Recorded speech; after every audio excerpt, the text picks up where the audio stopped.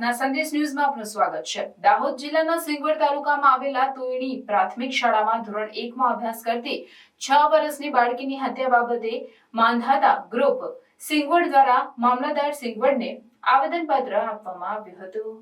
પ્રાપ્ત માહિતી અનુસાર દાહોદ જિલ્લાના સિંગવડ તાલુકાના તોયણી પ્રાથમિક શાળામાં ધોરણ 1માં અભ્યાસ કરતી 6 વર્ષની પીપળિયા ગામની બાળકીની હત્યા બાબતે માંધાતા ગ્રુપ સિંગવડ દ્વારા મામલતદાર સિંગવડને આવેદનપત્ર આપવામાં આવ્યું હતું અને માસૂમ બાળક પર થયેલી હત્યાના આરોપી નરાધમ ગોવિંદ નટને ફાંસીની સજા થાય તેવી રજૂઆત કરવામાં આવી હતી અને તેમાં માંધાતા ગ્રુપના તમામ આગેવાનો અને બક્ષીપંચ સમાજના લોકો મોટી સંખ્યામાં હાજર રહ્યા હતા અને બક્ષીપંચ સમાજના આગેવાન શિક્ષણ સમિતિના પર્વ ચેરમેન એનડી પટેલ પણ હાજર રહીને ઉગ્ર રજૂઆત કરવામાં આવી હતી। રિપોર્ટર વિજય એસ બારિયા, સિંગવડ, દાહોદ।